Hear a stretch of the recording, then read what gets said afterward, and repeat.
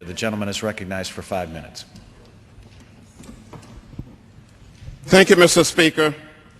Mr. Speaker, I rise with deep concern that on this very day, 4 years ago, our nation inaugurated a conflict, an unnecessary war, a war of choice, not a necessity. The most comprehensive intelligence we have, the National Intelligence Estimate and the latest Pentagon report, tell us that Iraq had descended into a state of civil war. Over 3,000 Americans have died, and hundreds of thousands, some even say up to 1 million citizens of Iraq have lost their lives in this unnecessary conflict. And while we are telling our veterans of this war, the elderly, the poor, and the sick, that there is no room in the budget for them, the American people have spent over $400 billion on a failed policy. We cannot do more of the same, Mr. Speaker. Violence begets violence. It does not lead to peace.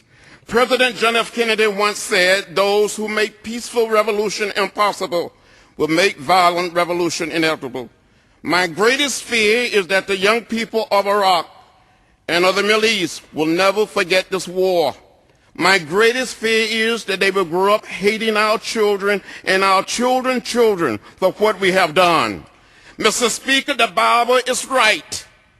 Even a great nation can reap what it sows. Nothing troubles me more than to see the young faces of these soldiers who have been led to their death. Some are only 18, 19, 21, 22, 23. It is painful. It is so painful to watch. Sometimes I feel like crying and crying out aloud what we are doing as a nation and what this administration is doing in our name. Our children do not deserve to die as pawns in a civil war. They do not deserve to pay with their lives for the mistake of this administration. They never had a chance. When I was their age, when I was 23 years old, I was leading the Student Nonviolent Coordinating Committee, soon to speak at the March on Washington, on the steps of the Lincoln Memorial. But then we were involved in a nonviolent revolution to transform the soul of America, to create the beloved community.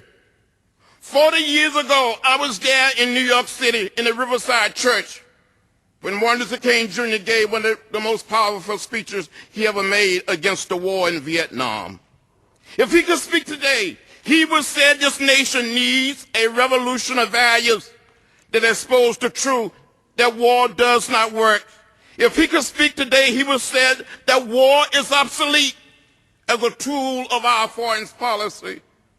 He would say there's nothing keeping us from changing our national priority so that the pursuit of peace can take precedence over the pursuit of war. He would say we must remove the causes of chaos, injustice, poverty, and insecurity that are breeding ground for terrorism. This is the way toward peace. As a nation, we can hear the words of Gandhi so simple, so true, that it's either nonviolence or non-existent. Can we hear the words of Martin Luther King Jr. saying that we must learn to live together as brothers and sisters or perish as fools? Tonight, I must make it plain and clear that as a human being, as a citizen of the world, as a citizen of America, as a member of Congress, as an individual committed to a world at peace with itself, I will not and I cannot in good conscience vote for another dollar or another dime to support this war.